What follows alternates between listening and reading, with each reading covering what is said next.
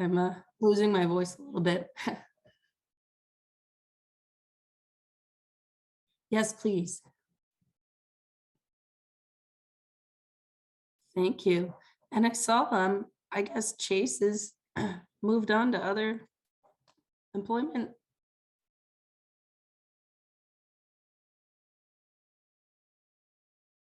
Oh,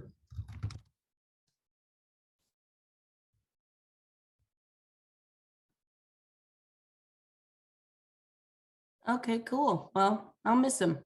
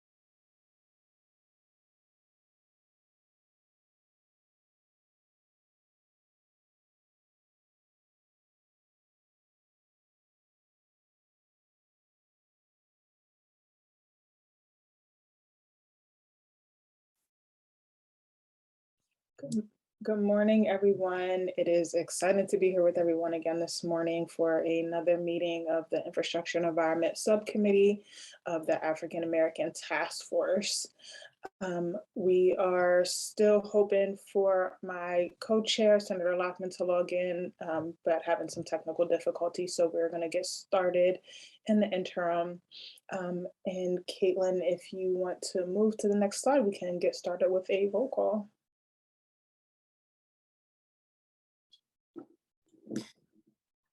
Absolutely. Okay. Senator Lockman.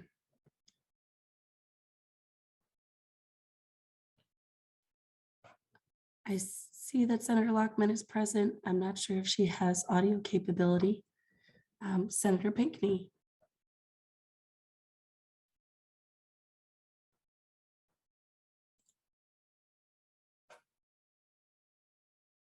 Sorry, was on mute. Present. Thank you. Harold Stafford. Willie Scott. Dan Young. Dana Cobb. Present. Marlena Gibson. Marlene Saunders. Abby Samuels. Simone Philpotts. Present. Wendy Henry. Representative Larry Lambert. Present. Okay, Madam Chairs, we do not have a quorum at this point. We are expecting Marlena to join a little bit later on today, and hopefully we will get a couple more members as we go along. Thank you. Thank you, Caitlin. So noting that we don't have a quorum, we can hold on approval of the minutes. If you want to move to the next slide. So this morning we are joined by our friends and family over at DNREC. Thank you to Ms. Cobb or Dr. Cobb for arranging that for us. We are looking forward to a presentation from DNREC on all of the work that has been going on over there regarding PFAS, DNREC and DPH. So without any further hesitation, I am happy to turn it over to you all. Thank you, Senator. I'm Greg Patterson. I'm the Chief of Staff of DNREC. Unfortunately, we have tried to schedule this a couple of times and had some issues. So unfortunately today, Secretary Garvin can't be here.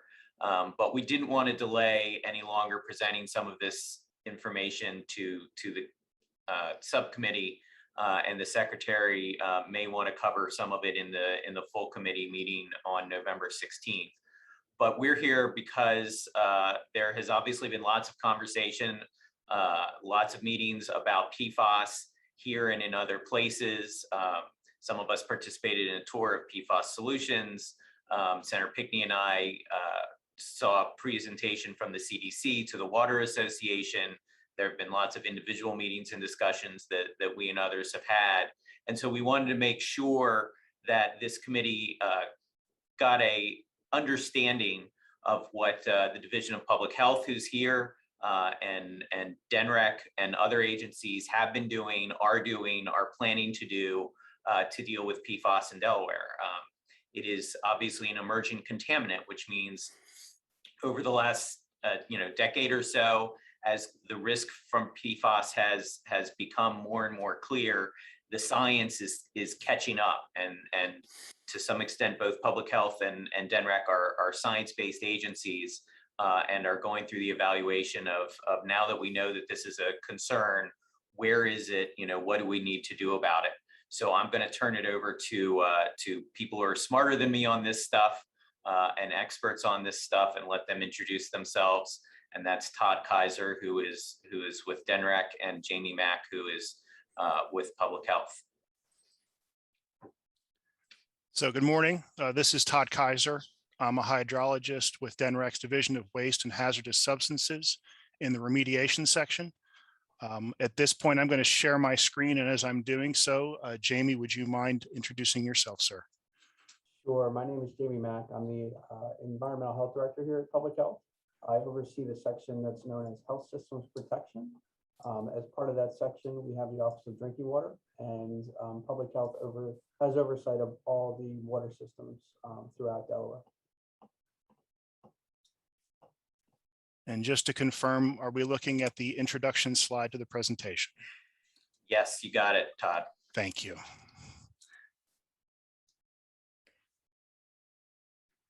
Okay. So we are here today to provide some information about PFAS and about what DPH and DEMEC are doing in response to PFAS impacts on Delaware, on drinking water and other water throughout Delaware. First, we wanted to kind of provide just a basic intro to what PFAS is, because there's been a lot of info in the news and everything, but we just want to make sure that everybody has a brief introduction. So PFAS is an acronym for a word that's about longer than our screens at this point. Basically, it's a group of chemicals, and I'm kind of jumping to the next slide, I know, but it's basically a group of thousands of chemicals that are used in a wide variety of consumer products. The EPA currently has set a health advisory level of 70 parts per trillion. And just to give some idea of the scope of parts per trillion, Todd and I deal often in parts per million and parts per billion. So parts per million, that's a drop in a swimming pool. Parts per billion is 1,000 times less than that. So that's a drop in all the swimming pools in Delaware. And then parts per trillion is something along the lines of, a drop in all the swimming pools in, the Northeast region. It's just an incredibly small number. Most people in the US have regularly been exposed to PFAS because it's so common in consumer products. The good news is that data shows that since the early 2000s, the level that each of us has in blood samples has been going down. So, as I said, PFAS is a group of chemicals. It's been in widespread use since the 1940s. It's often used in nonstick coatings. It's a component of AFFF, which is aqueous film forming foam, which is often a firefighting technique. So we often see it in airports and other large facilities use that as their firefighting strategy as opposed to water in some cases. When we say nonstick coatings, I know everybody's mind jumps to pans, cookware, things like that. That's kind of where my mind initially goes, but we're also talking about things like fabric and textile coatings, the non-staining carpets and things like that. They often have a treatment that involves PFAS as well. Food containers, again, kind of that non-stick waxy surface, sometimes that can contain PFAS, as well as cleaning products and just a wide variety of other consumer products. So one of the issues is that these are known as forever chemicals, because they do not break down in the environment like a lot of other concerns do. Todd and I often deal with what we call the BTEX compounds, which are often related to gas stations and other sites, benzene and things like that. They have a half-life and they will break down in the environment. And over time, we'll see concentrations go down through just natural actions. We don't see that with PFAS, so we need to be more active in dealing with them and taking action to remove them from water. We go to the next one, Todd. Now, why is PFAS a concern? So we're still learning a lot about PFAS. Most of what we know right now is just about a handful of the thousands of chemicals within this group. But the information that we have now demonstrate that there is a concern of liver effects, increased cholesterol levels, particularly for pregnant women and young children. We're concerned because of the impact on blood pressure among pregnant women, as well as the possibility of lower birth weights for infants. There is some risk of cancer that's associated with it. These are considered possible carcinogens, which generally means that some studies have demonstrated a link, but there's not enough in human studies and other information to cause us to identify it as a definitive link. So that's just a situation where more study is needed, but in the meantime, we do consider it a possible carcinogen, so we want to make sure we're taking appropriate steps. Okay, Todd. Okay, where it's found. we talked a little bit about some of the products, but really what we see is that it's found in areas where we've had airports, military facilities, manufacturing operations, fire training schools because of the use of AFFF in training firefighters. We also see it junkyards, landfills as, kind of a byproduct of runoff and things like that through the waste that's deposited at those facilities. We also see it at wastewater treatment plants. And the exposures, the general concerns are about ingestion. There is a bit of a concern about inhalation, but that's a much lower risk because we're much more likely to be exposed through drinking contaminated water or eating contaminated food. Because of the use in consumer products, it's not uncommon for it to be found in food and water. So that's why we're taking the steps that we're going to talk about in a couple more slides.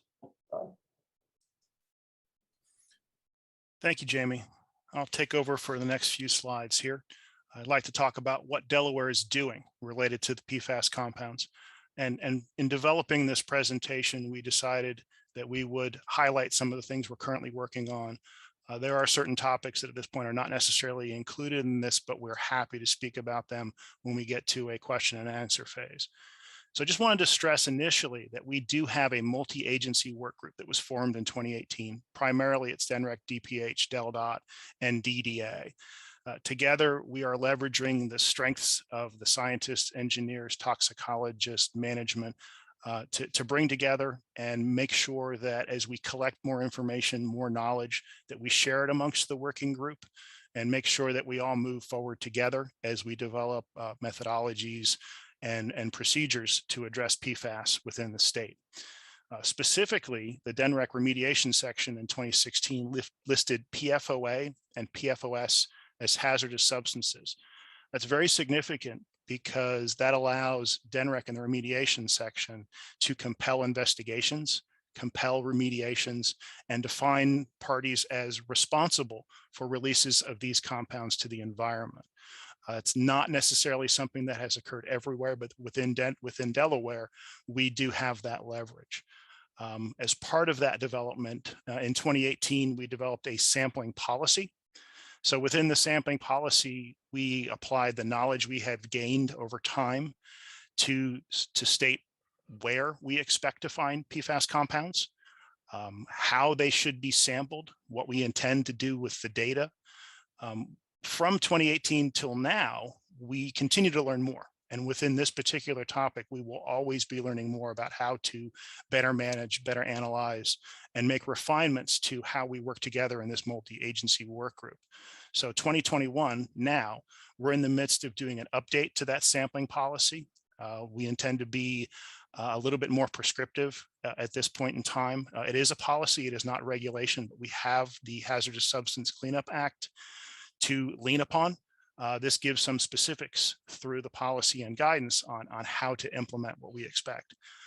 Within DNREC also, the Division of Air Quality is implementing stack air testing at regulated facilities, specifically for PFAS compounds. This is based upon the fact that recent developments in analysis technology have occurred. DAQ has stepped in and said, we're going to start doing that simply because we do have the air pathway as something to consider when we're looking to detect PFAS in the environment. Another list of things that Delaware is doing as the work group and the team. We recently, within the past 6 months, initiated statewide public water system sampling. Through that initiative, and I'll spend more time on that, it's italicized because I have following slides that specify more of the details. We're going out and using the 70 parts per trillion threshold value, the HAL, as sort of our determining factor as whether or not we move forward with investigation, further investigation, as well as providing logistical support for alternate water sources. So we have a threshold we're working in. At this point, it's the same threshold that we use when we defined PFOA and PFOS as hazardous substances, as the screening value. It's our ability to say we will take the next step and determine where that source is coming from. The DPH and DNREC are working on, well, actually, we just received yesterday our large pallet of point of service carbon treatment systems for home use, specifically for the homes that have private domestic wells and are not part of a larger public water system, which is being sampled at this time. Often when we do sampling, and if we do detect something in a public water system, there are localized private wells that draw from similar aquifers. We want to be able to, as we do our response, assist those as well. We're happy to have received FY 2022 funding to be able to purchase these items. Those are for point of service within the home. Another larger project that we're working on is the mobile carbon treatment system. So when we have incidents that occur at larger public systems, we'll be able to quickly move in with mobile carbon treatment and respond almost immediately when we have detections above that HAL where we are concerned about it. So the RFP is underway. DPH is basically taking the lead on that simply because they have the expertise within treatment systems at public water systems, and we anticipate being operational in 2022. So with also the signing of House Bill 8, DPH and DNREC are working collaboratively to establish an MCL, a maximum contaminant level for PFOA and PFOS in drinking water and public systems. The draft regulations are expected before the end of 2021. When HB 8 went to the governor's office, Jamie's team stepped in and immediately started working on what needed to be done to start that process. So we're happy to say that we are making progress even before we have been directed to.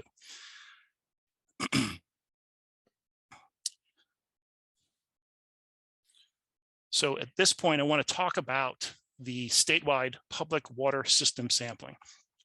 At this point, we have sampled over 100 systems, primarily starting with community water systems. And when I say community water systems, that speaks directly to municipalities, mobile home parks, and smaller subdivisions that have a well that serve just them. So in the 100 systems that we've sampled, I'll speak more about any detections we've had.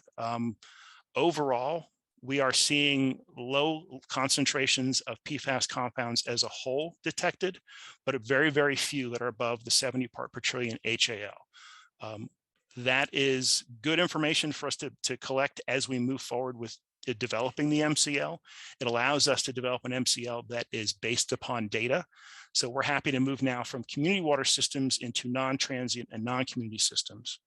That work will start probably within a week and a half. And that'll be schools, factories, and office buildings and hospitals that have their own public well and are supplied by their own system. So what we're looking at here are these individual systems now that are smaller. They aren't necessarily community-based, and typically you don't have a residence there.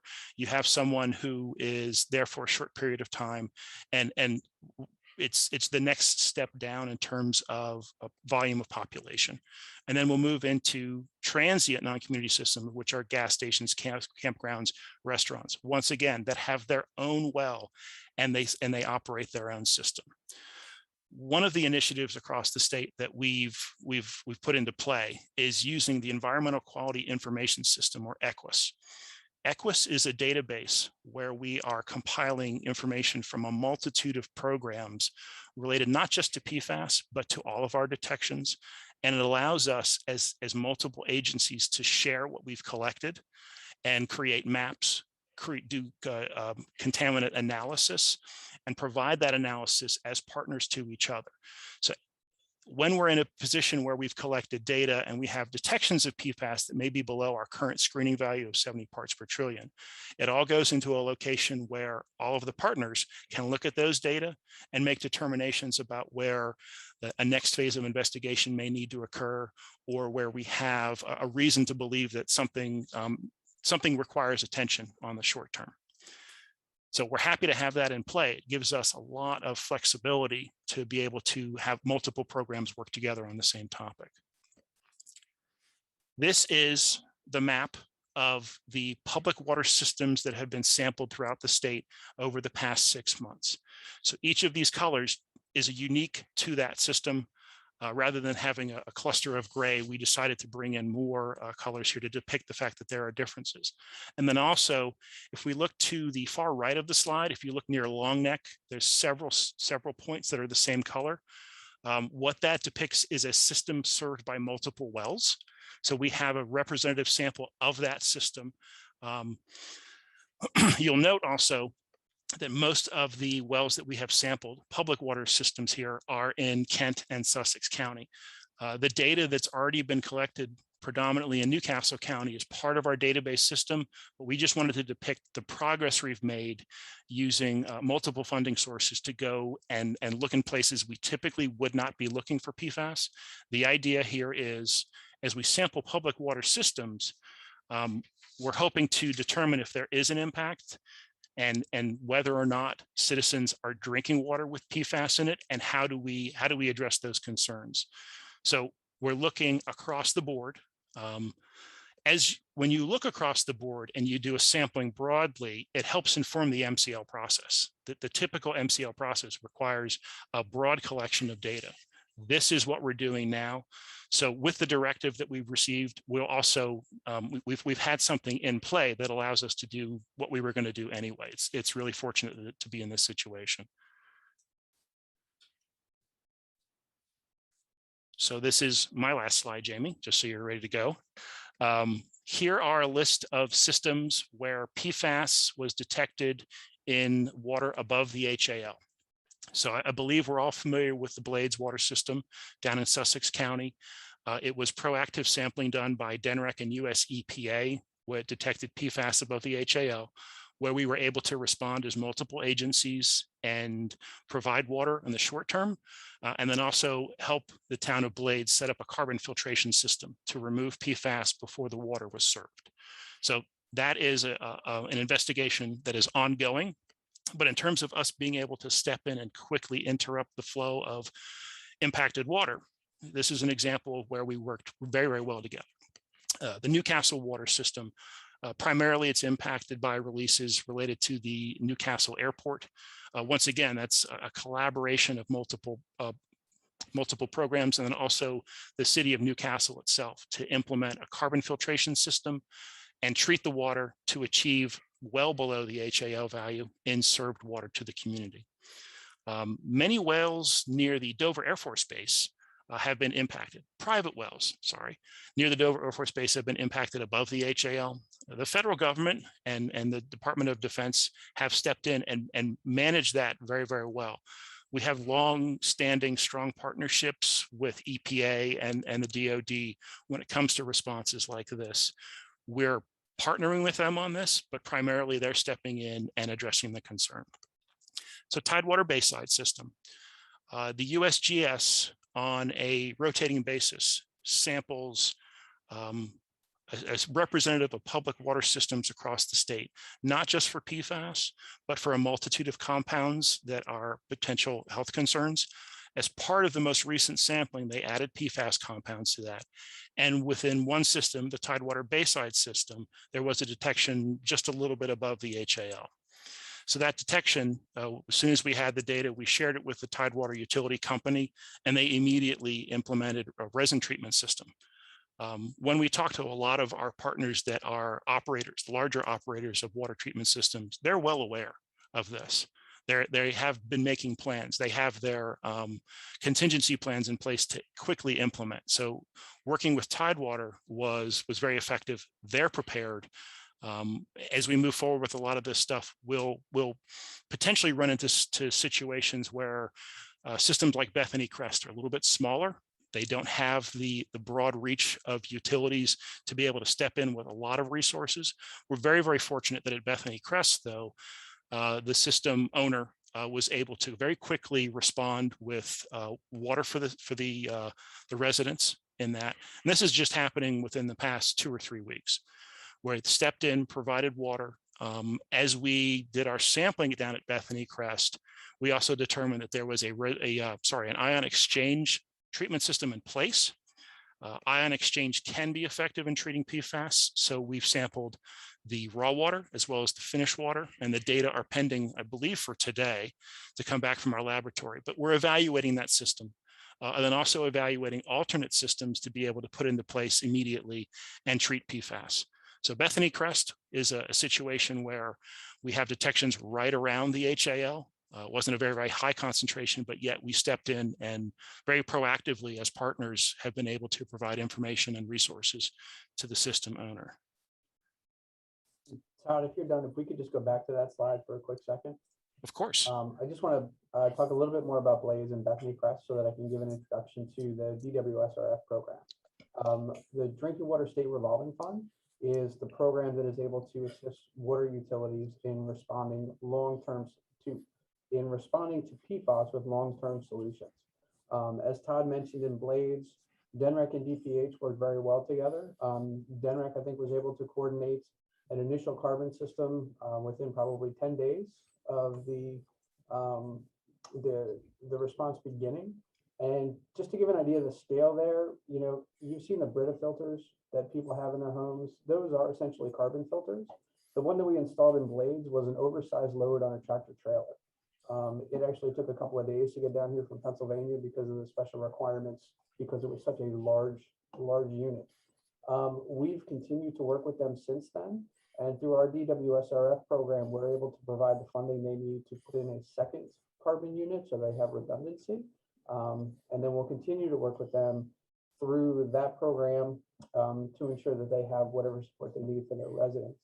And through the Dwsrf funding, which is funded through EPA, as well as state bond bill funds that we've been getting the last couple of years.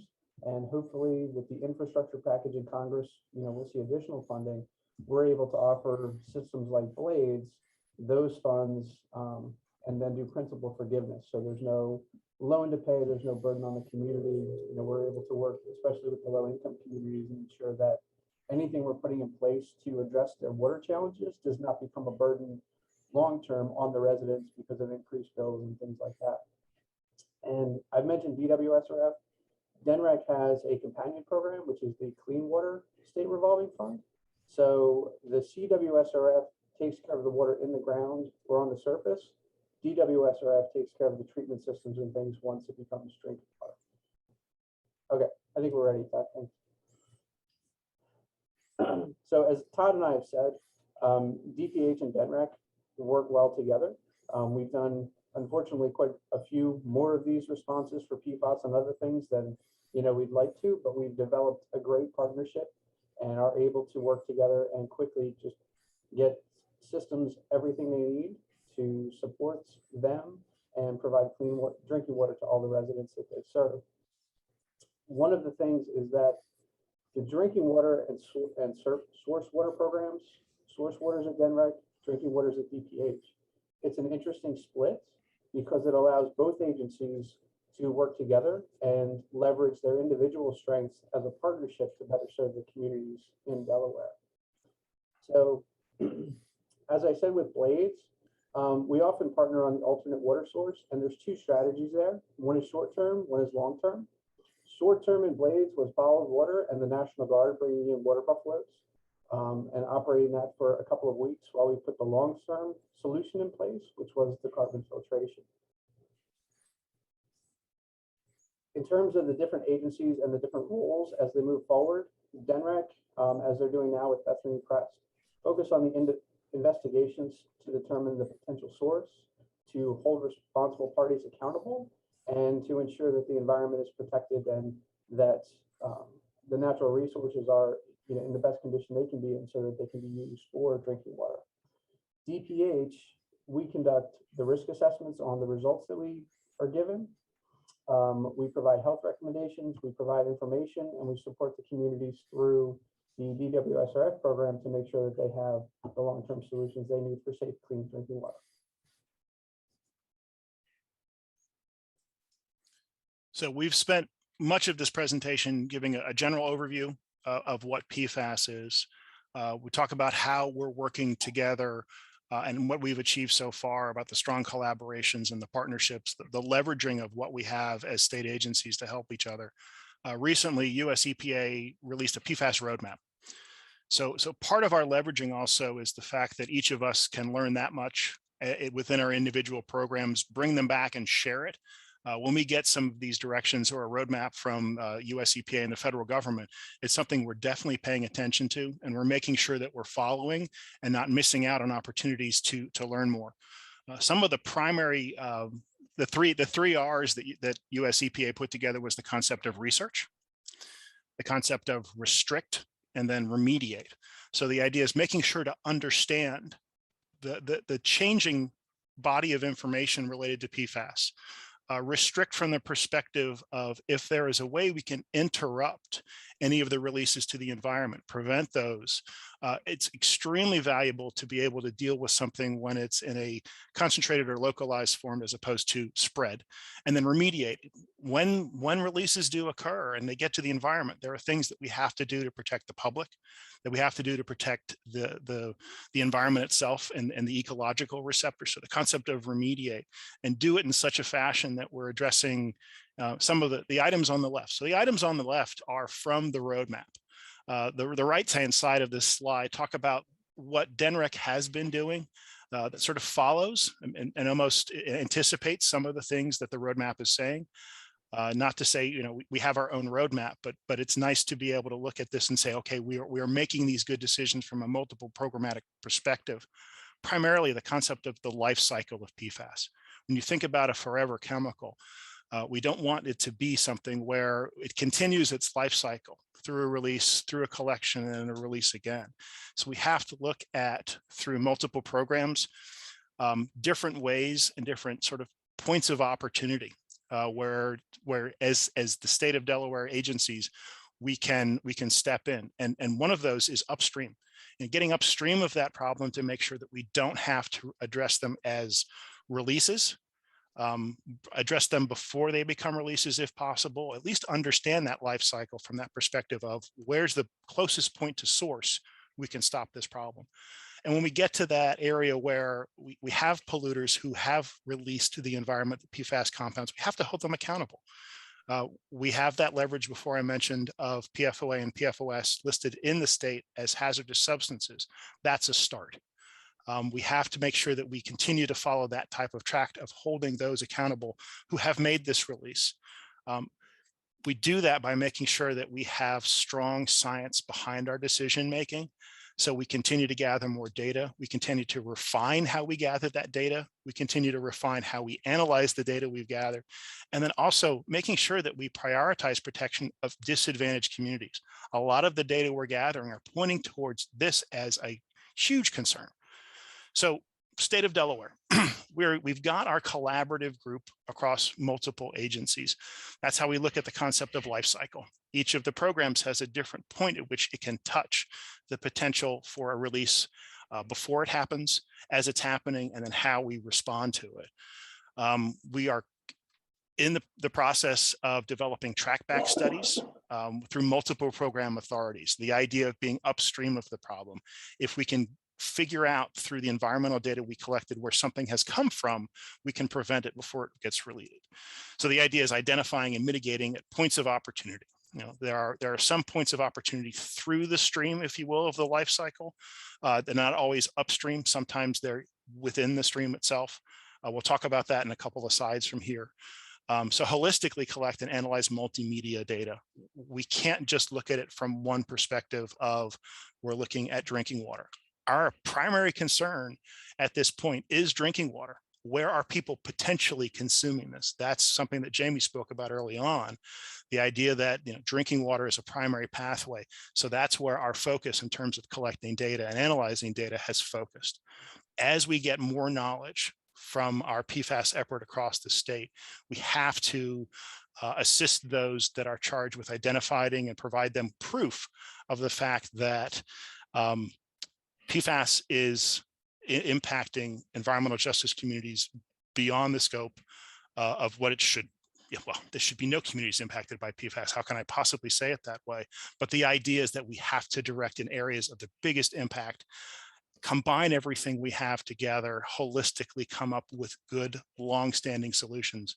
Jamie spoke about the immediate response, the short-term and the long-term. We need to make sure that when we address PFAS, we are looking at it from the long term. The life cycle itself needs to include destruction of these compounds at some point because they persist in the environment for so long. Jamie, was this yours? Yes. Okay. So the next steps, as Todd's been talking about the the environmental sampling that's ongoing. That's going to continue. I know he showed a map with the locations we've done thus far. As he mentioned as well, we're working through the different categories of water systems in the state. So we're going to continue that until we've got a clear picture of the conditions throughout the state, so that can help guide next steps. And our very next step, which we already have begun conversations here at DPH, is the establishment of the maximum contaminant level. And this will be the first time that Delaware has established an MCL specific to the state. The EPA has been working on this for a long time. And finally with HB8, DPH was directed to create the MCL for Delaware. So we're working on that now. That essentially will be part of the Delaware drinking water regulations. The maximum contaminant limit will be a number. Above this, you have to take this action. Below this, you have to take this action. And I say that because I don't think we're going to put in a number that below this number, there's no action. I think we're likely to use a multi-tiered approach so that we do establish the MCL, and that will set the requirements that above this level, you need to install treatment, you need to sample at this frequency, other things like that. But below that level, I think we're also going to look at, either an increased frequency of monitoring or, perhaps recommending treatment for systems. Because I think one of the things that we haven't mentioned is we're talking about carbon treatments and others for PFAS, but those treatment systems are also effective against a wider range of contaminants. So, the good news is that some systems that have been impacted by other issues already have these in place.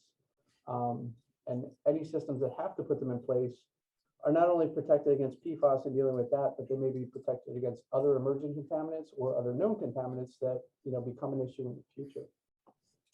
So once we have draft regulations, we'll begin doing engagement with stakeholders, communities, utilities. We're definitely going to be beginning that before the end of the year. I like to do that prior to publishing as proposed. I like to have as many conversations as possible, then publish as proposed and move through the more formal process. So you'll definitely be hearing more about that, in the next few weeks. Todd's group and DNREC, they are continuing through the sampling effort to identify sources, conduct remediations, and do their best to ensure safe water. Then we also have the emergency mobile treatment system. And that's an RFP that DNREC and DPH are working on together. We're using a couple of different funding sources to make sure we have a system that's of adequate size, but still remains mobile so that we can respond quickly. And as I mentioned, it's not just for PFAS. This could be a system that could be used for other contaminants that are treated with the same technologies.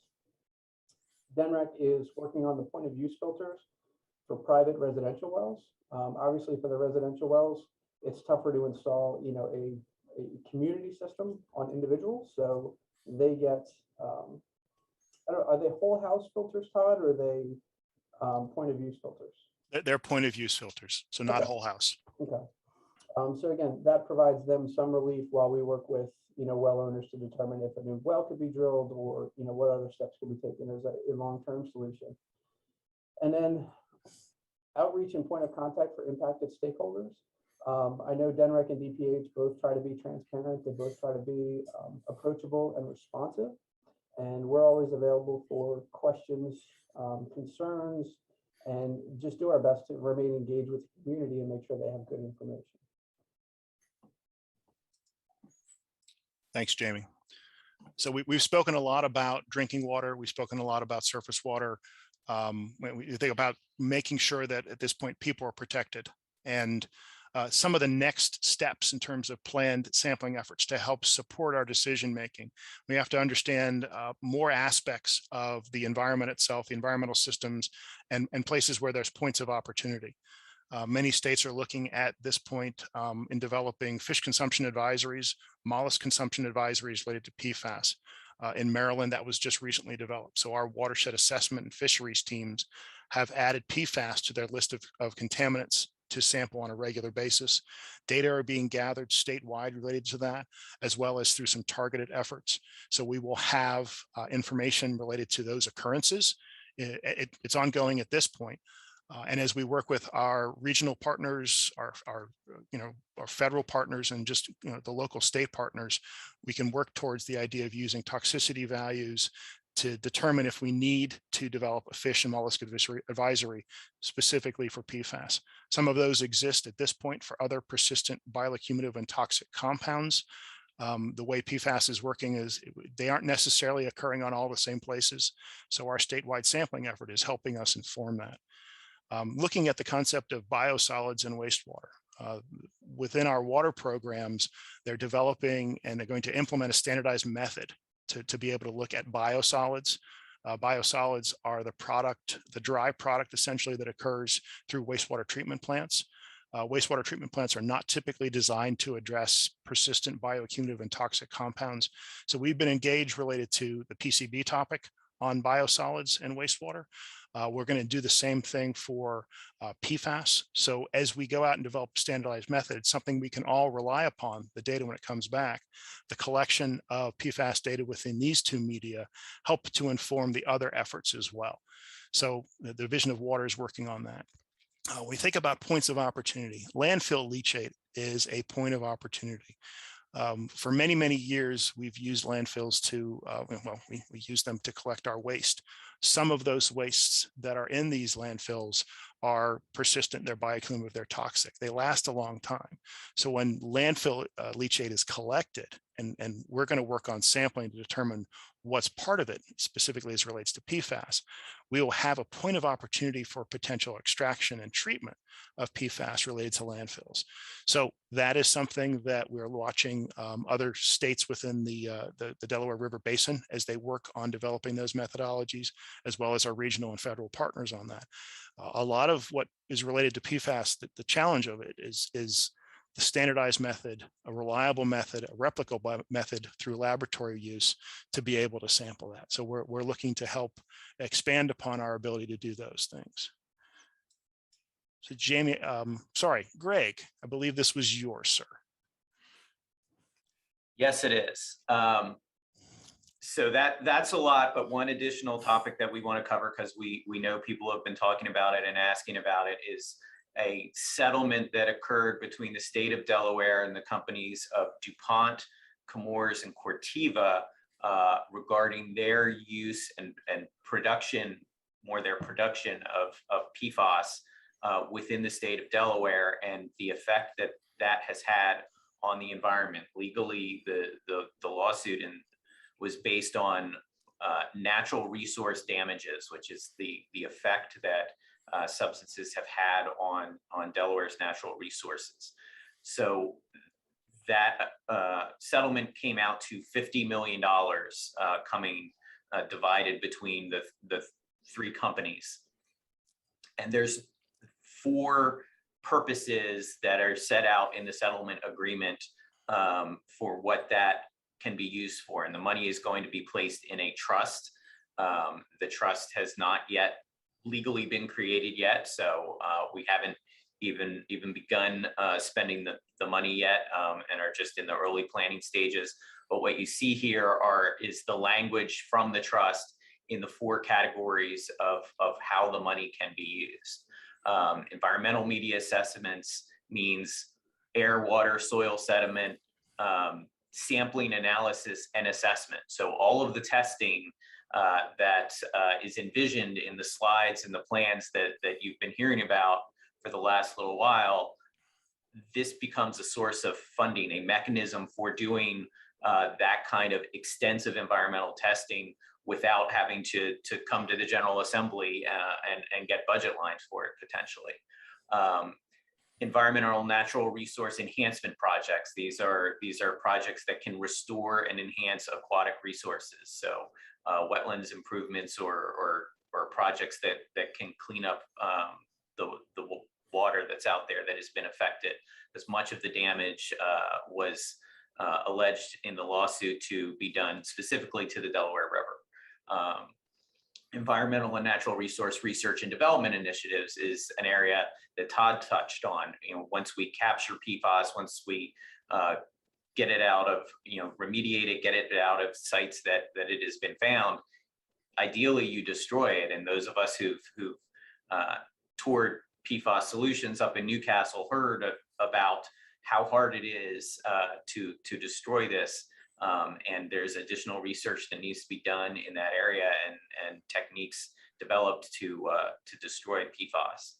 And finally, and importantly, as Todd touched on and Jamie touched on, there are communities, as with many environmental issues, that have been more affected by this contamination and by this substance than others. And so this sets out that one of the allowable uses of the DuPont settlement money is environmental justice and equity grants, which would be direct dollars given to communities or spending communities to assist with that impact. Again, these are the 4 allowable uses. There's no specific dollar amounts, divvied up in the trust for each of them. There's $50 million there. As Secretary Garvin would say if he were here, this is forever money. There's no clock on how fast it has to be spent. There are urgent needs obviously involved, but you could also potentially, as DPH or as DHSS and DNREC, who are the trustees on this trust, with a lot of public input, which is also required and certainly envisioned as we come up with plans to expend this money. You've heard a lot of the needs that are out there that this will be able to help with, but it can last potentially for years, or it can be spent more quickly. So I think with that, we can conclude the information that we had to present to you. As Todd said, there are a lot of topics we could have covered, and we tried to keep it to the basics, but are open to questions. But I think what you've seen is, this is an emerging contaminant, as I've said, and as the risk has become clear, the response has had to build, and you've seen these agencies are building knowledge in terms of sampling and testing and the science, and especially, and importantly, over the last 6 months or a year, as we've gotten hard into the sampling of water systems, and 100 systems tested so far, including one that was found to have some concerns just a week and a half ago. We're building capacity to react with either the mobile treatment system that can treat a whole system, or individual filters that can help, and building the regulatory capacity with it now being a hazardous substance under our regulations, the MCL that you all have passed, and that Jamie and his folks will take the lead on creating the regulation. So as we've talked about PFAS, we just want to make sure everybody had an awareness that it is something that these agencies especially are working on every day. And any recommendations or initiatives that are talked about here will contribute to the ongoing work. So with that, we'll turn it back.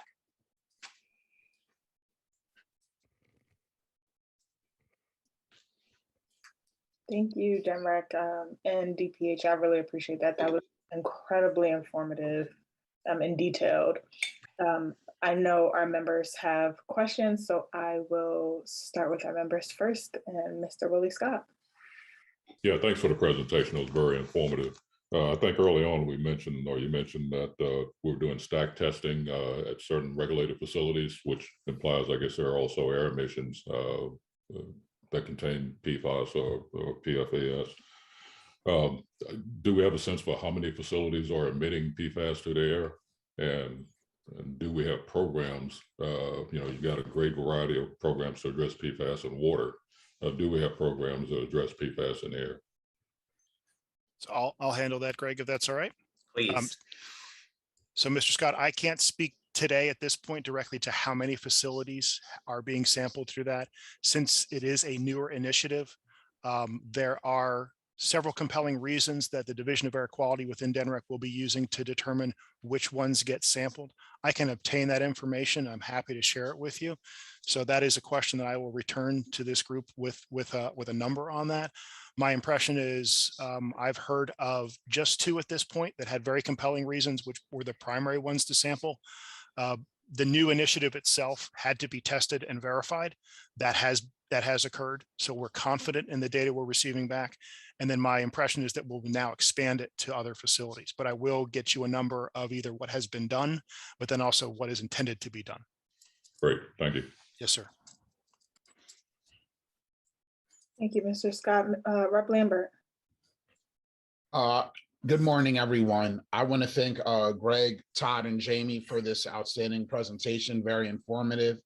I have a couple of questions in regards to your EQUIS database analysis. The data that you're collecting from the private water systems is super helpful. As we all know, you could get a better scope of the problem if we look at some of the private water systems as well. Is there any appetite around that? Is there anything, any steps being taken, anything we can do on the legislative side? And also when it comes to the community environmental justice and equity grants, how can we ensure that the community's input is being implemented when it comes to how these impacted communities can, take advantage of or benefit from the $50 million settlement? Thank you. Greg, I'll address the first question if you'll take the second. Wonderful. Representative Lambert, the EQUIS system, yes, can bring in data related to private well sampling and detections. So we have sort of a multi-prong approach as it relates to us sampling groundwater across the state. First off, we mentioned the concept of if there is a potential for consumption, that's where we wanted to sample first. But at the same time, we're looking at using standard industrial codes related to potential historical use of PFAS at an industrial commercial operation, using that mapping utility to help us determine areas where there may not be public water systems, but there may be private water systems, and using that as part of a phased approach. So we have multiple strategies as it relates to how we collect data. Definitely moving forward with private water well sampling. We have the ability through multiple programs to ask well owners, for that data, and also, simply through the process of contacting DNREC. If there's a compelling reason, we can visit a community to say within this area, private wells probably have an impact related to a facility with a known release. That compels us to do that work as well. So as we move forward with our multiple phases of sampling, yes, private well data is going to be essential for us. Because we're also partnering with the Department of Transportation and the Department of Agriculture.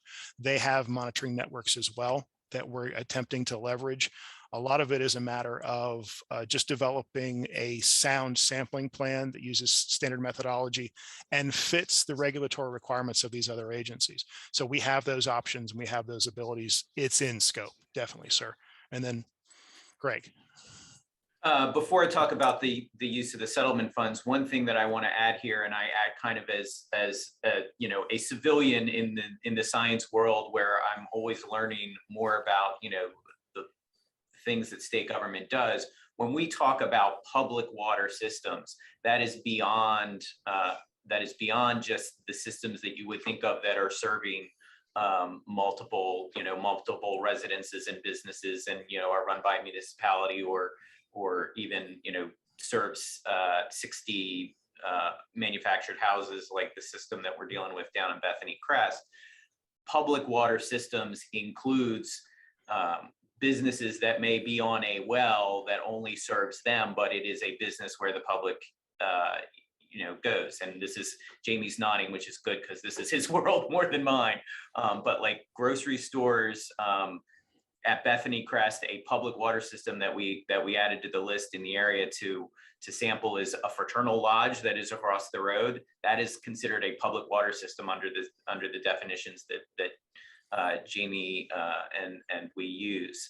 And even down to gas stations, as one of the slides said. So even when you're talking just about public water systems, when we get to them all, we will have a very wide-ranging view of PFAS across the state, and as Todd said, can go from there to individual residential wells that are not regulated by Jamie, but could be a target for sampling.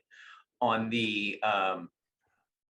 the use of the settlement fund, yes, the environmental justice grants are intended to be subject from the beginning to a very transparent public process. We are, as I said, in the very early stages of figuring out how we're going to make those decisions. But the idea is to have public meetings, public input before anything is put out there, kind of along the lines of your listening session that I attended the other day of get a sense of how people, may want to see the money used before it's, formally structured into a program. Thanks, gentlemen. And welcoming my illustrious co-chair, Senator Lyon. Yes, I finally got my tech working. Thanks, Senator Pinckney. Good morning. I just thank you so much for all this information. I'm relatively new, I think, to the topic, so it's a lot of at times overwhelming information. I really appreciate bringing that to us. I had a question that may have been addressed, but I just wanted to get some clarity. You talked about the maximum contaminant level, and that we're seeking to establish that here in Delaware. I was just curious, do other states already have, MCLs established that they've already arrived at? Do we look to those to inform our establishment of that, or what does the process look like? Yeah, we're definitely looking at what other states and jurisdictions are doing. The problem is that there's a wide variety of answers when we look at other states. We see numbers that are so low that it becomes almost a technical problem for the labs to be able to measure that low. And it can also create a burden on the water users by increasing bills because of the amount of money that needs to be spent on testing and analysis and things like that. There's other states where they've established a level that we would consider too high. And so we are working to ensure that we have a science-based approach that is the appropriate one for the people of Delaware. And it's going to be a collaborative process. We'll be reaching out to communities, certainly the legislature, to ensure we have adequate and sufficient engagement with the general public, so that we know what their feelings are and what their hopes and expectations are, and so that they have good information about why we're doing it this way. We'll also be working with the utilities so that we have an idea of what the impact on them will be from a testing standpoint, a treatment standpoint, things like that. And we're hoping to find a good balance, but certainly that EPA health advisory level is going to be a guiding light for us, because we're certainly not going to go above that, because we do understand the process that EPA uses, and it is a health and evidence-based process to establish that level. So if anything, that may be the starting point. And then as we continue discussions, we may see it, creep a little lower, because we want to be a little bit more protected. Thank you very much. Director Cobb. Thank you, Senator Pinckney. So I tried to stay out of the science of it, but it intrigues me so much. Can we just discuss a little bit? I know we talked about EPA's health advisory level, which is, from my understanding, not enforceable, but that Delaware is looking to establish an MCL, or maximum contamination level, and what that process looks like. So I know from my previous life, PPT levels are so small, and when you're establishing MCLs, that your data has to be reproducible, and you have to be able to validate that. So can we talk about, when we talk about science-based approach, what that process may look like? Because if I didn't have my background, I would just say, why can't the state just set a level, right? Like, we know where EPA is saying it may not be that great. And so what does that science-based approach look like? Well, and I think one of the points that's important is that this is a situation that can change. Once we get a detection in a water system, it doesn't mean that the PFAS levels will always be at that concentration. We're going to see a lot of variation. And I think that's why I mentioned kind of the multi-tiered approach, where even if we see levels below whatever we set as the MCL for Delaware, it's likely that we would require increased frequency of sampling or testing for any system with a detection, because that first detection that we see may be the beginning of the plume moving into the area, and we may see concentrations increase over time. Or it could be the reverse. It could be a plume moving through and we could see a decrease over time. And we want to make sure that we have good information to decide those decisions. And I have to, can you kind of repeat the question to help me reset my head a little bit? I got caught up in the science of that. Not a problem. I just wanted to make sure it was clear to everyone about the science that goes into setting an MCL with validation and reproducibility of your data to set an MCL, and the difference between the health advisory level from the EPA that is not enforceable and the steps Delaware is taking to set an enforceable MCL.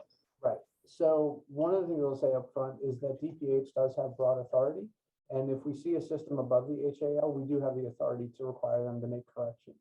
And that's what led Blades to, take steps necessary, as well as Bethany Crafts. Now, understandably, both systems are doing it because it's also the right thing to do. But from our perspective, we set the rules because of the systems that aren't going to do the right things. So, with our existing authority, we can enforce that EPA HAL if we see a problem in a community. But I think what we're going to do moving forward is review what other states and jurisdictions have done. And that's not simply looking at what level they set.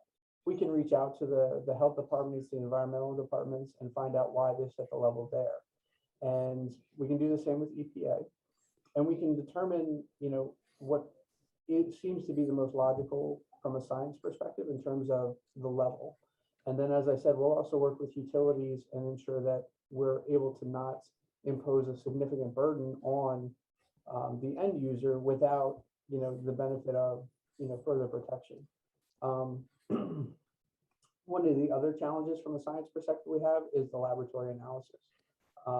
It's very challenging because these compounds, being in nonstick surfaces, they're found in a lot of lab equipment normally. So it becomes, a very challenging analysis for a lab to perform. And there's only a couple of labs in the country right now that really can perform the analysis at the levels that we're looking at. So we're hoping as more states and maybe eventually the EPA set levels, we'll begin to see more labs come on board and be able to do that and bring some costs down. But it's just going to be a very comprehensive approach, to setting this. Does that answer the question?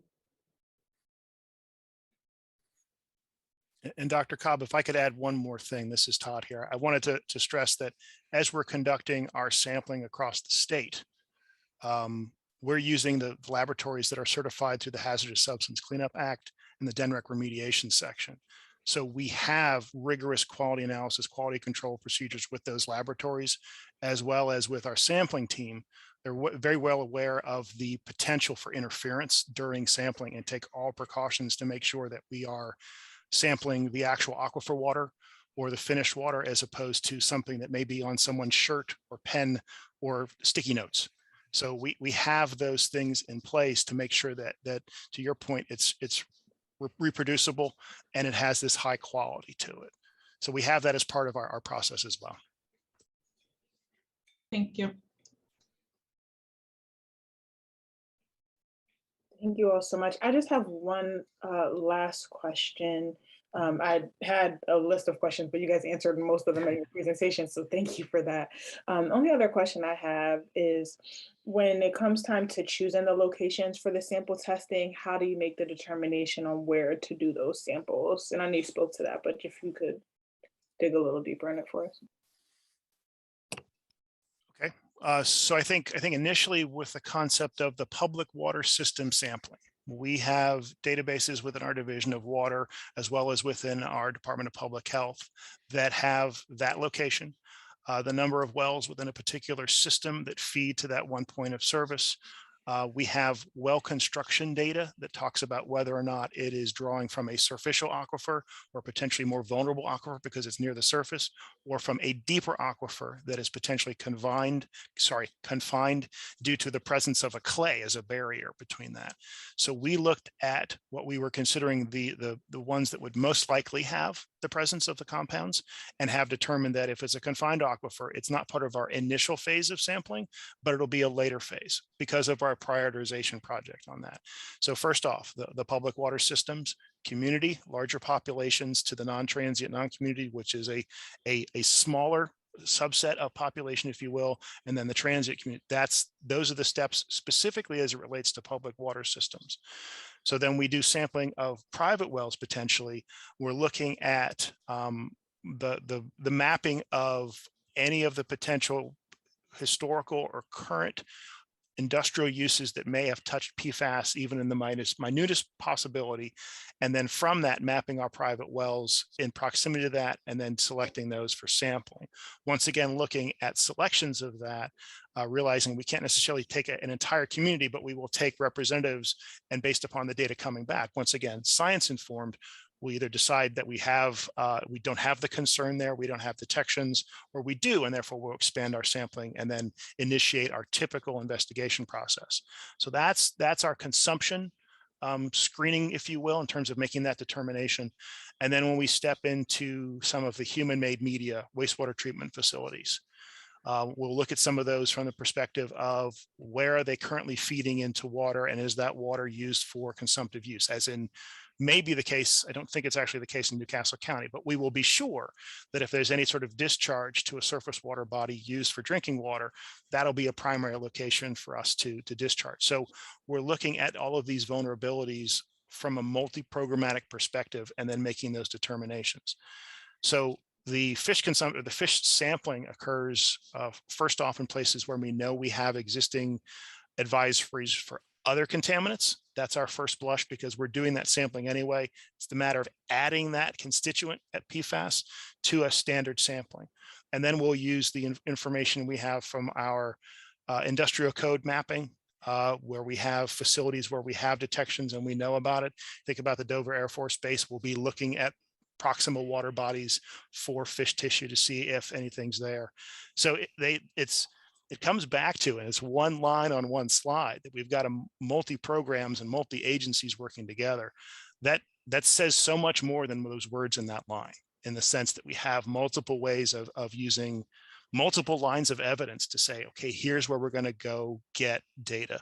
We're going to go find some sort of truth about presence or absence, and then make our actions based upon that. So I know I kind of went really, really big on that, but I think it's how we're looking at it. And we're very fortunate to have this functional team to be able to inform our decisions. And just to amplify something that Todd touched on when we had the map on the screen of the current testing that is underway to fill out the picture and fill out the understanding of where PFAS may be in the public water systems. As he said, that adds to the knowledge that is already out there. And as he said, the reason you're not seeing dots in Newcastle County, or specifically in the Newcastle area, which we all know is of concern, is because that has been tested already, and the PFAS is known in that area and is being treated by the city of Newcastle and its system. So this is in addition to what's already known. That is known. I know, Senator Pinckney, you've seen some of the presentations that I have that shows dots on a map around Newcastle and all the findings that have been there. So that's why you didn't see a lot of upstate dots on the map that shows what we've done over the last several months. Because that part is known and contributes to an ongoing conversation that you heard the presentation about with EPA and CDC about potentially, raising up the Newcastle area to a level of federal concern so that it can be addressed. And I just want to add a little bit to that too, because we talked about the sampling that DNREC is doing now and the information that we're gathering. And that'll be used by DPH not only to set an MCL level, but also to determine areas that we need more frequent monitoring, areas where maybe we can pull back a little bit. We're certainly going to use that information to help guide the risk-based approach to how we implement the MCL and the requirements on the water systems throughout the state.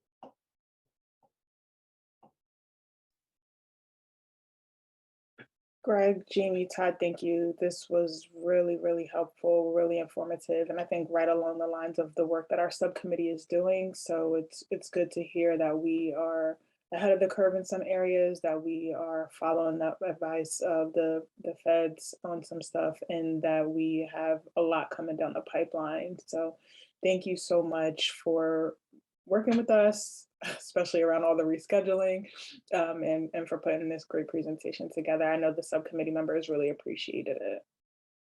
Happy to, thank you. Always happy to help. Thank you very much. Thank you all. Senator Lockman, I'm happy to turn it over to you for the second half. I think we're going to move into our recommendations, which Sure. our last experience was a lot of fun, and I'm sure will be this time around too. Yeah, let's do it. So we wanted to move into the recommendations in the environmental component of our work. So Caitlin's going to share that document that you were sent by email, and hopefully everyone had a chance to review. We know that obviously members of the subcommittee already contributed to this. Before I move forward, Senator Pinckney, did we want to approve minutes while we have a quorum? I believe we have a quorum at the moment. Sorry, I just didn't want to lose our quorum on that part either.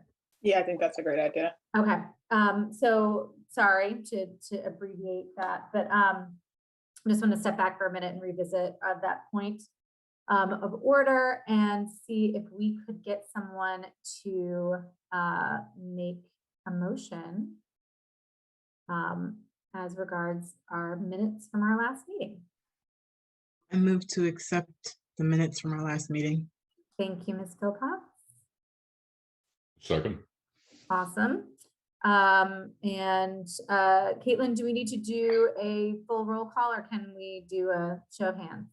We can do a roll call. I'll Okay. just call on those who are present in the meeting today. Okay. So Senator Lockman, Yes. Senator Pinckney, Yes. Willie Scott, Yes. Simone Philpotts, Yes. Dana Cobb, Yes. Marlena Gibson, Yes. Representative Larry Lambert. Yes. Okay, that concludes the roll call. Thank you, Caitlin, for using your strained voice to help us do all the things today. She says she's not feeling as bad as her voice might make it sound like she is. So, but thank you, Caitlin. So we have quite a few recommendations here, and just by way of update as to how this functions on the full body level with each subsequent African American Task Force meeting, which meets essentially bi-monthly. As a subcommittee, we will have the opportunity to elevate, I believe 2, maybe 3 in a good month, recommendations that we want to bring there. And we'll touch on that in terms of what we're bringing to that body at its next meeting. But just so you know, we are somewhat limited in terms of what we can bring to the full body for approval. So that's something we should be considering. That should not, I don't think personally, inhibit us from approving recommendations as a subcommittee, which can then obviously be part of our documentation of our work for things that we hope to see happen. So we have 1, 2, 3, 4, 5, 6, 7, 8, 9. Did I count right? Recommendations that we will go through as expediently as we can here. Maybe we can zoom in on it a little bit, Caitlin, so we can take them one by one, just try to sort of fill it up with each one. So I will just read them. I will open it up to questions and wordsmithing, and then obviously motions for approval. So the first is requesting an action by the General Assembly to establish a state environmental justice board. That board should be public facing, have statutory authority to provide oversight for and serve as a board of appeals of DNREC's decisions affecting overburdened communities. Additionally, this board will provide independent advice, recommendations to the Secretary of DNREC, the Governor's Office, on how to increase the state government's efforts to address current and historic environmental injustice as modeled by the White House Environmental Justice Advisory Council. And I believe this one was submitted. Was this submitted by you, Willie? So if you have any additional commentary on that, that would help the subcommittee, please feel free. Yeah, no problem. I think these first 4 actually are all intended to serve maybe 2 purposes. 1, to provide greater protections to overburdened communities, and 2, I think as well to strengthen DNREC by giving them the tools they need and the capacity they need from a resource standpoint to do even better, right, in terms of protecting those communities. So that was kind of the intent, overarching intent, I guess, behind these four. This first one is, and I just saw this, I guess, a week or so ago. Pennsylvania, the governor of Pennsylvania actually established a similar structure, or at least made it permanent for the state of Pennsylvania, where they established a similar board and appointed a resource that, reported directly to the secretary of their environmental protection agency. So there are models out there we can look at, but again, the model that's referenced here is the White House Environmental Justice Advisory Council. The role it plays and how it's developed and structured, I think is a suitable model as well for the state. Thank you. Do we have any questions from members of the subcommittee on this particular recommendation? Yes, Dr. Cobb. Thank you. I completely understand the thought process behind the State Environmental Justice Board and the need for it. I guess my question would be, I have a little concern about the part where it says it would serve as a board of appeals for DNREC, only because I don't understand how we would, the logistics of it. DNREC currently has an environmental appeals board.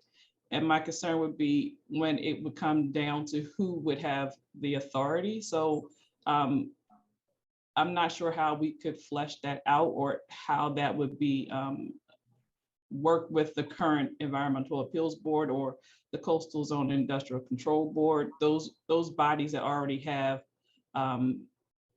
that authority to affect or overturn the decisions of DNREC secretary. So would it be, I'm sorry, I'll let you talk, Mr. Scott. Oh, no, I'm not going to say much. Other than agree with you. Other than agree with you that I think that is a challenge. How do you, separate those three responsibilities? I think that the thought here is in an intent to address some credibility issues, I'll say, that may exist within the within some communities in terms of how the appeal processes work, the level of voice the community has in those processes, and then again, the ability to influence or affect, any change in a decision that was made if it was appropriate. And so I agree with you. We've got the Coastal Zone Appeals Board. There's, DNREC has a process for appealing. And I'm not sure how this would necessarily fit, but I think that's part of what we'd have to think through, in any regulations in terms of how this was constructed. But I think the intent here was to, number one, increase transparency, increase credibility within EJ communities, and also ensure that those communities have an opportunity to challenge and contest any decision that DNREC was made. And, and how that plays opposite the other two processes that are in place, I think is something that has to be defined. It probably didn't help you much, but. Go ahead. No, please. No, I completely understand. I understand the intent. I'm just thinking of how to package is a horrible word, but how to reword it so that the voice is heard. And listen, I get it, and I'm very passionate about all these things, as everyone at DNREC knows. And so I think if you offered 4, I think I offered the other 5, Mr. Scott. Mm-hmm. So I completely get it. I want to make sure that that we word it, or we make sure that what we're trying to do actually gets done. And so one of the things that I'm really passionate about is making sure that we educate or working towards educating those EJ communities on what the process looks like, so that they know that they have the right to appeal any DNREC decision, and with that, empowering that decision or that community to do those things. And I just don't know. I agree with the State Environmental Justice Board. I'm getting hung up on the Board of Appeals part. So I've voiced my concern. Sure. Okay. So we potentially have some disagreement on the appeals rule. Do we have any other questions, or Representative Lambert? First of all, thank you, Willie, for this recommendation, and thank you, Ms. Cobb, for your input as well. When we noticed during that last presentation how well the multi-agency work group worked when it included DNREC, DPH, DelDOT, et cetera. What about including an interagency aspect of this so that we can have that coordination that sometimes we're looking for more of, to make sure that all the different agencies are in alignment when it comes to true environmental justice?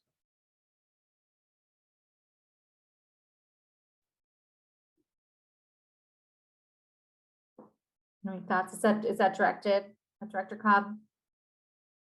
Or It was just generally? directed towards the group. Oh, towards the group. Basically, I like the recommendation. I'm just adding to it. Okay. An interagency aspect. Okay. Oh, go ahead. Oh, sorry, you unmuted. Got me all excited about that. Oh, you're still muted. Oh, okay. There you I go. get excited about these things. I'm sorry. No, I love it. Myself. So I'm thinking, and I agree with Representative Lambert that I like the getting out of our silos and talking amongst agencies. I think that we all have something to bring to the table. And in my Dana thought process, when I was thinking about how we can get the intent, while I agree with the establishment of a state environmental justice board, I believe it needs to happen, it will happen. If we are looking for that appeals part and to make sure that we have that transparency, and I didn't talk about this, but it may be having the environmental justice communities represented in the boards or the appeal boards that Denmark currently has. I don't know what that will look like or how you do it, but that is my thought process to get both of those things. It may not be in one. I know we have a limited number of recommendations we can do, but to have that voice at the table, I think that may be a good way to do it. But Right. You can shoot me down, Mr. Scott. It's okay. No, I think that's an appropriate recommendation to go along with this. And the other way, I think we can consider this is, I think the way you've stated it is a great option.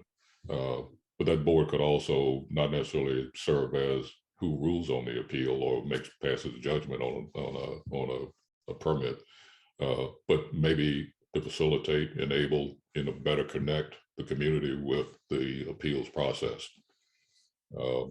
And I think that's a gap we have right now in terms of people's awareness of their options and how to pursue those options. So it's sort of an ombudsman. I can't say that word. Ombudsman, yes. Yeah, that person, right? That thing. That thing. I like it. So I know we have 8 more to consider. It sounds like we may have 1 more that we are creating. So, and I know Caitlin is always listening and taking our notes. But so it sounds, what I'm hearing, and feel free to correct me, is that we want to remove essentially the second half of the second sentence, and serve as a board of appeals for DNREC's decisions. So I guess maybe with statutory authority to provide oversight for decisions affecting overburdened communities. I'm just taking a crack at it here. So anyone want to help me with the words, I think feel free. And that would clean this up to address those concerns that we've heard, I believe. And then it sounds like we will draft an additional recommendation that would reserve seats for representatives of EJ communities on existing appeal boards. Mm-hmm. Does that sound right? Yep. Okay. Okay, so while Caitlin's typing up the second one, I'd be happy to entertain a motion for the first, if we are comfortable with it. If not, we'll move on.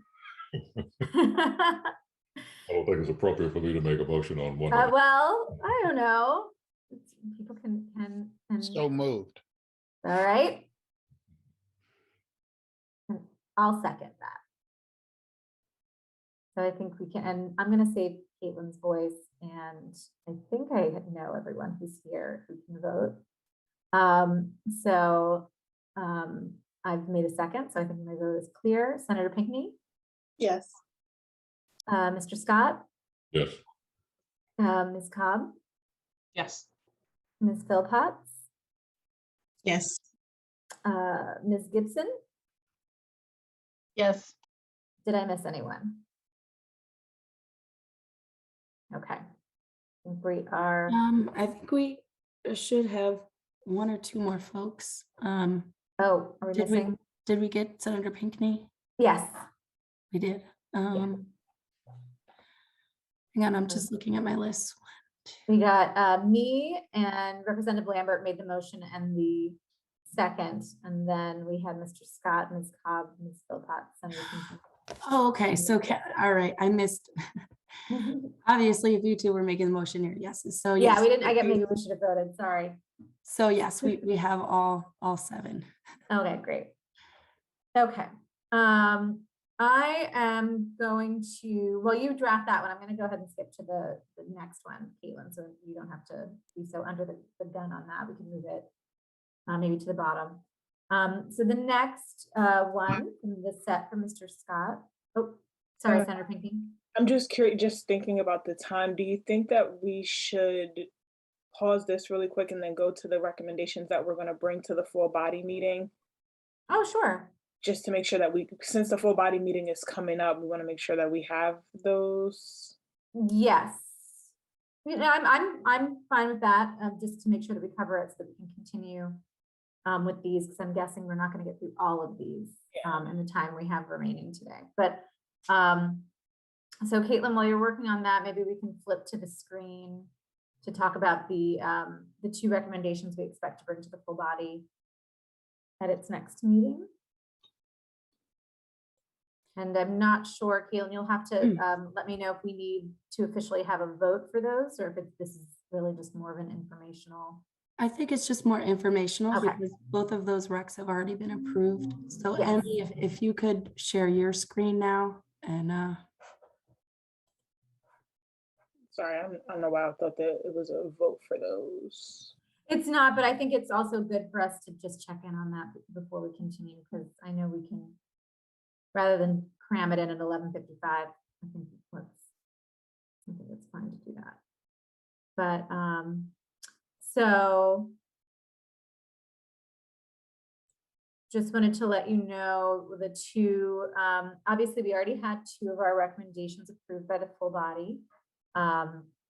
We had a couple that we are making some modifications on. Obviously that will require a discussion and a vote by this body, and we didn't think we would have time for that today.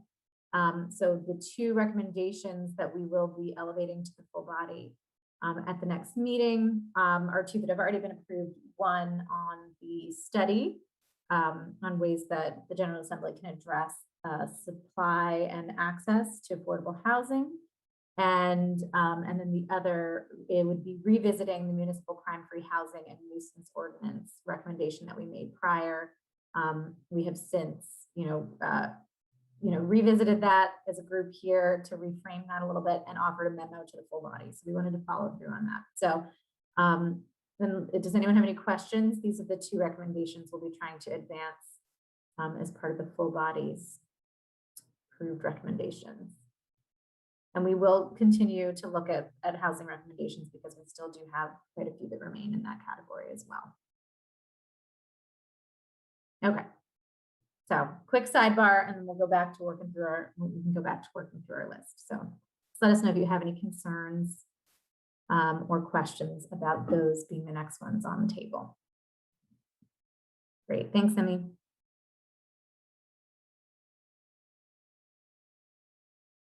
Okay, so we've got 1 approved. All right, oh, this one's ready. All right, so the State Environmental Justice Board should reserve seats, I think, for representatives of environmental justice communities on existing environmental appeal boards. Do you have any thoughts on the wording of that? Yes, go ahead. I'm sorry. No, never apologize. I just think that up top where, I'm sorry, thank you. The second sentence, I thought that was going to be the board should be public, have a statutory authority to provide oversight for decisions. Okay, never mind, sorry. Mhm. That was supposed to, Cover that, right? So this recommendation isn't supposed to actually concern the Environmental Justice Board, correct? It's supposed to say, make a recommendation that there be seats reserved for representatives of environmental justice communities on existing environmental appeal boards. Is that, can it just say DENREC should or yeah, the environmental, what's the word I'm looking for? The people's committees have environmental justice seats reserved for them instead of, yeah, yeah, I like putting it and framing it around DENREC action. DENREC should reserve? or let me get the exact word, I'm sorry. No. Environmental appeals, Delaware Environmental Appeals Board should have environmental justice seats or environmental justice representation on the board. Oh, okay, so that's the only appeal board. And Coastal Zone Industrial Control Board, CZICB. Okay. I'm sorry to clarify. So are we making, is it plural here? Is it multiple boards we're talking about? It sounds to me that there is one environmental appeals board and then there's the CB. So do you want me to name each of those boards explicitly right here, or is this clear enough? I was thinking, and this is how I was thinking about it, Dana. I was thinking we might phrase it broadly enough in case there were future appeals boards that were created. So that if we do something like a resolution or something, that it would cover future entities. So if those are the only two appeals boards that we're thinking of, I thought if we phrased it broadly enough, that would cover us without having to be specific to the two existing boards. So I think that would put it as an action item for DENREC to create or reserve those seats. I know we're making you live craft this, Caitlin. So I think that would revert it to DENREC should reserve seats representatives of environmental justice communities on existing environmental appeals boards. So we can cut and paste instead of naming them specifically and see how that reads. This is always fun.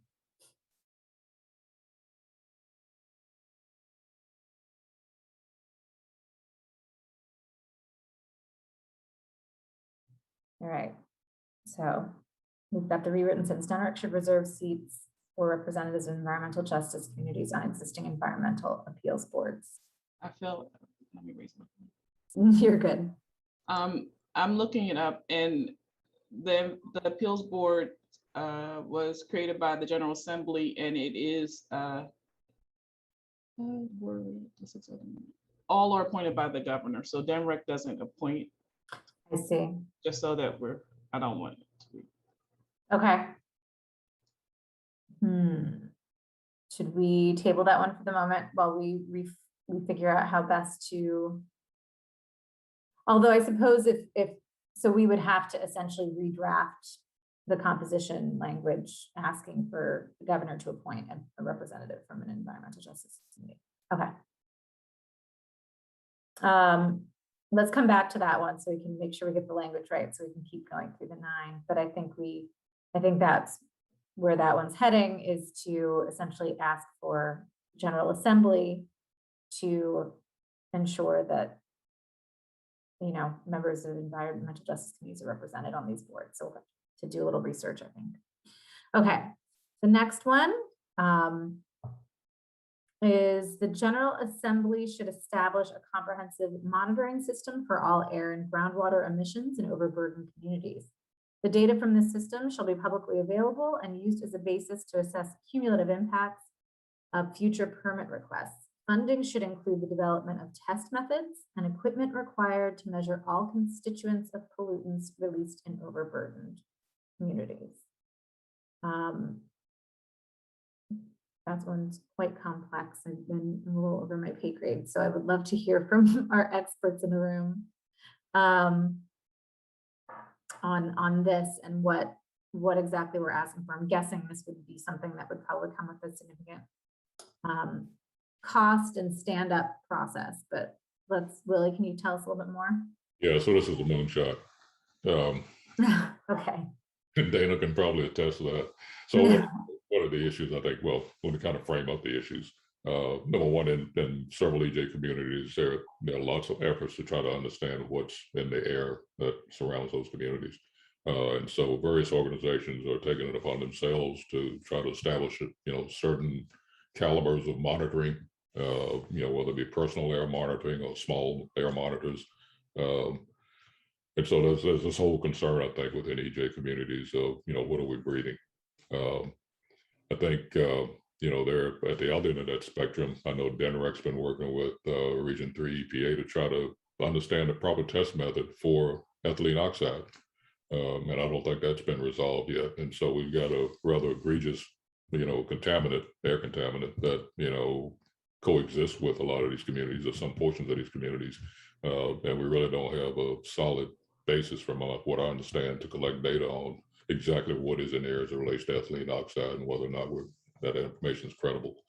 And then there's naturally the issue of, ensuring that we've got comprehensive data and then allowing it to be accessible to residents of various communities so that they understand what's surrounding them. The other element here is that as we get into permitting, I think we really need to shift to a model where when we look at or assess a permit request, we truly understand the current state. And so, what does this new request do in terms of increased emissions on top of what already is there? So how do we establish that baseline? And I think to do that, you got to have effective monitoring, fairly comprehensive monitoring, and then the data that comes out of that needs to be, integral and well managed. So that's the thought behind it. Again, getting to a place where we understand what's in the air surrounding some of these communities, and we can use that data to help us go forward with the quality of our permitting request and the permitting approvals. Thank you, Willie. Representative Lambert. This is another great recommendation. Thank you, Willie. In regards to when it references the data from the system shall be publicly available, I think that we should also have some aspect of it that makes sure that it's palatable for our overburdened communities. One of our big themes is education. So I want to make sure that when we say publicly available, it isn't some dense academic spreadsheet, but something that our communities can properly digest. Thank you. And I have a question. So, is this something that kind of goes hand in hand? I know we saw some cumulative impact legislation that hasn't progressed yet, but I know there's been conversations about that, but for a process to consider cumulative impact. Is this meant as something to inform that process so that there's better information to use? Should we establish a stronger process? Is that the idea? I'm just trying to connect all the dots. Yeah, so yes, in short, but I think even as a standalone without, any additional legislation, this provides us some baseline for making better decisions going forward. So I think it naturally would support any future recommendations around dealing with cumulative impacts. But even without that, I think it would give DENREC more capability, more information to make better decisions and judgments around permitting and create greater transparency for residents of what's, what they're breathing. So yeah, it's complementary, but it could be a standalone as well. So it has some benefits as well, I should say. Okay, thank you. That's interject for just a second. Yes. One of the things I'm not sure if the community is aware of, I know we use it a lot for COVID, but there's the My Healthy Community dashboard. We are working within public health on incorporating more environmental indicators into that dashboard. So as you think about the communication piece and the education piece of this, it might be a collaborative effort again between DPH and DENREC to see if we can incorporate some of that data into My Healthy Community to both create, a more comprehensive picture, but also provide it in a way that's digestible by, the non-sciencey folks. Right. Maybe I think you're right. That I think is a perfect platform for conveying information to people, you know, and to flesh it out even further, you know, whether it's beyond the current information that's there. Yeah, I think that speaks right to Representative Lambert's point. Representative Lambert? Yeah, thanks a lot, Jamie. Great idea.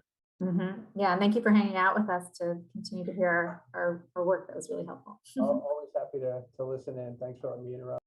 No problem. Ms. Cobb, I feel like I'm always going to look at you with that of you making you raise your hand. What do you think? Do you have any thoughts on this one?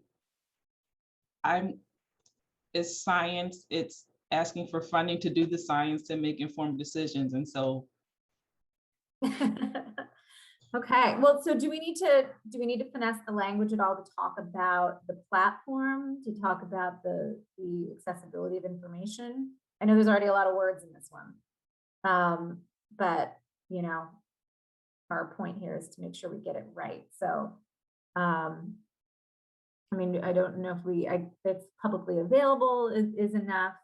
Or we want to sort of expand that to say.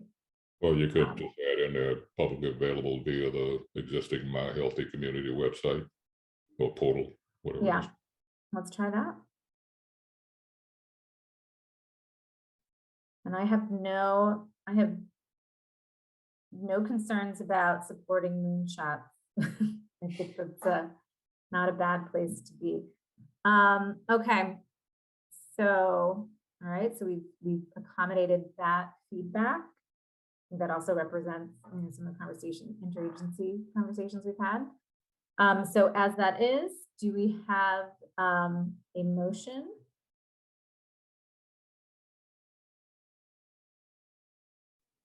So moved. Right on. I'll second. Okay. I will call on myself. Yes. Ms. Cobb, Yes. Ms. Philpotts, Yes. Representative Lambert, Yes. and Ms. Gibson. Yes. Thank you. All right, did we get it, Caitlin? I think we got it. Yes. All right, let's see. All right, we've got 13 minutes. We'll see if we can get through a couple more here.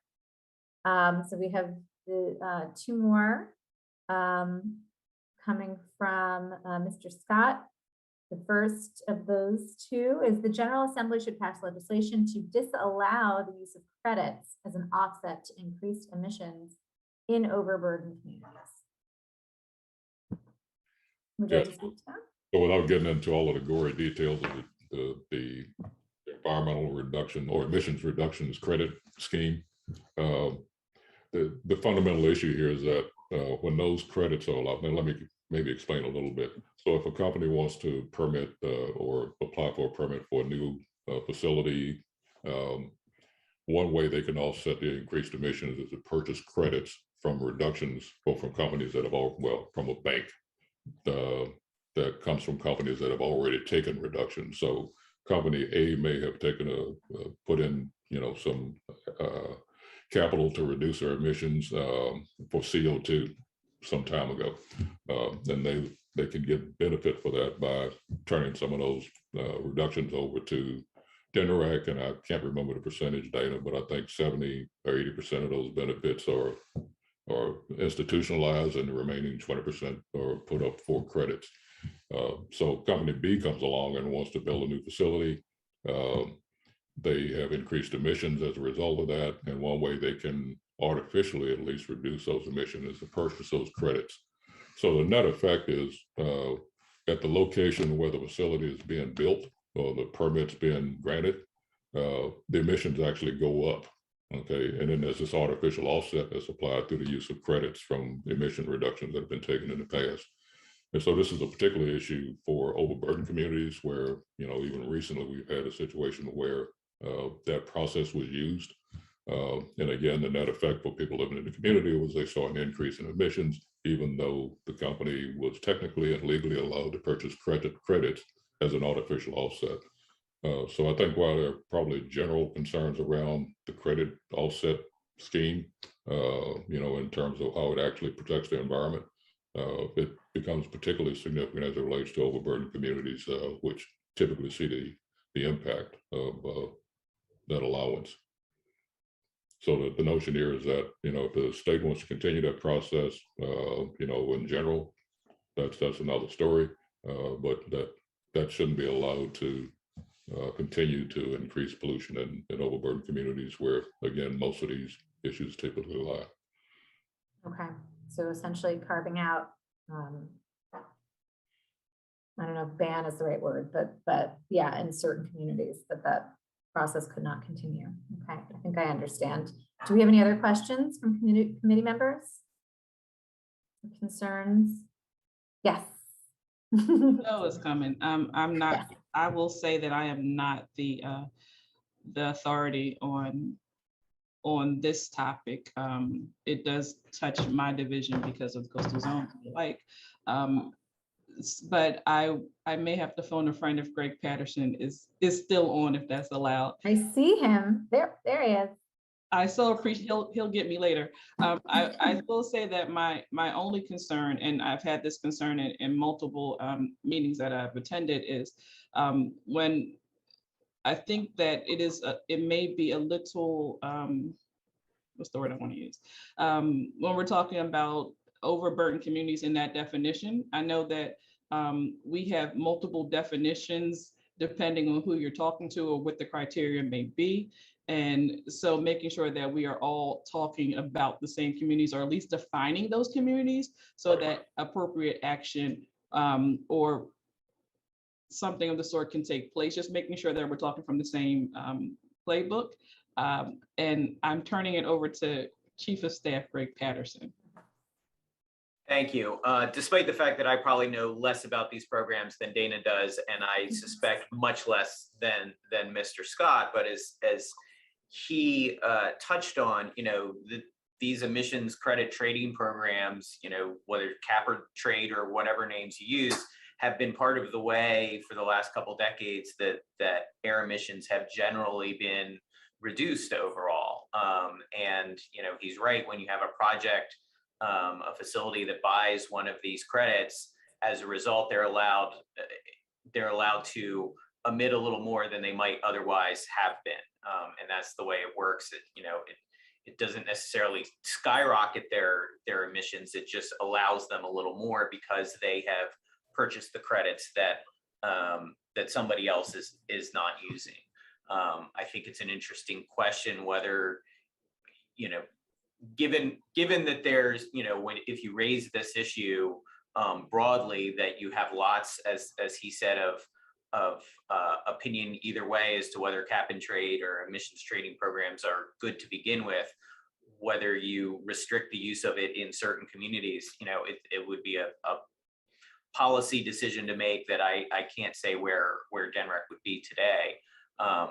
But it is a program that generally has worked, but as with many of the issues that we're looking at these days, the question is, should it be adjusted for certain communities? And then I would tag on to Dana's comment.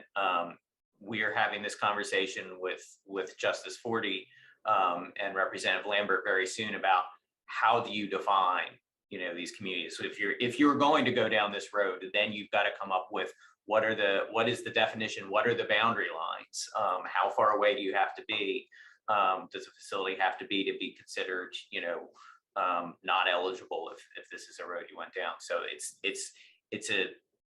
it's a recommendation with lots of questions, and I think as Dana is suggesting by punting to me, I'm not sure where we would be on it in the end, but it's everything's always worth a discussion.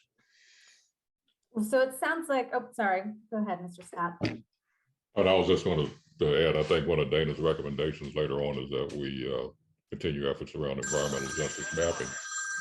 And I think that's a corollary to what we're talking about here. How do you define, these zones, so to speak, and how is that portrayed and communicated?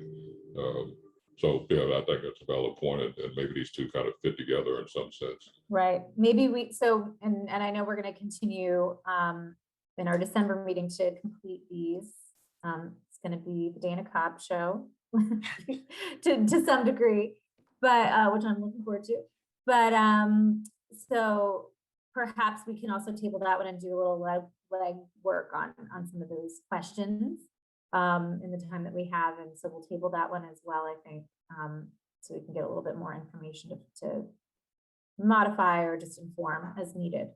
And then I'm also getting the hook to shift to public comment because we do only have 5 minutes left. So probably we're not going to be able to, especially because this next one looks pretty deep. Again, no surprise from Mr. Scott. So I think we will save that one as well for December and see if, I know we only have a couple of members of the public on the line, but see if either or any, we only have one, would like to offer a public comment to our subcommittee today. Not to put you on the spot, Ms. Gregoire, but that's how you pronounce it. So I don't see her hand going up and we're all looking at her. And that probably feels really awkward, so no worries. But if there is any public comment from anyone watching now or later, outside of this immediate forum, of course, public comments can always be emailed to African American Task Force at delaware.gov as well. And so I believe, do we have the next slide on our next dates, or are we, is that pending? Okay. I don't, because I did not recall offhand when our December meeting is, but we know that we're having a December meeting. I can look that up, Senator. 1 minute. Oh, thank you, Caitlin. So we will wrap up with examining the remaining six recommendations on this front, and perhaps we'll have time to revisit some of the housing recommendations that need to be re-approved with their new language as well. And we will, of course, update you with any other major agenda items, and of course, welcome your feedback as to those agenda items as well. So Senator Pinckney, do you have any closing comment? I do not, just gratitude for our members and for the work that we were able to get done today. Yes, thank you all as always. Glad we made quorum and glad we got some good stuff on the docket officially, and look forward to more. And Caitlin? Yes, so next month we will be back to our regular schedule for our meetings. So we will be meeting on Wednesday, December 15th from 10 a.m. to 12 p.m. Great. All right, we'll have a holiday party. Yes, so that takes us back to our normal, third Wednesday of every month. Excellent. Thank you so much. All right, well, everyone, yes, thank you. Lots of gratitude. Stay healthy, not too busy, but I know we're all very busy, and we'll see you next time.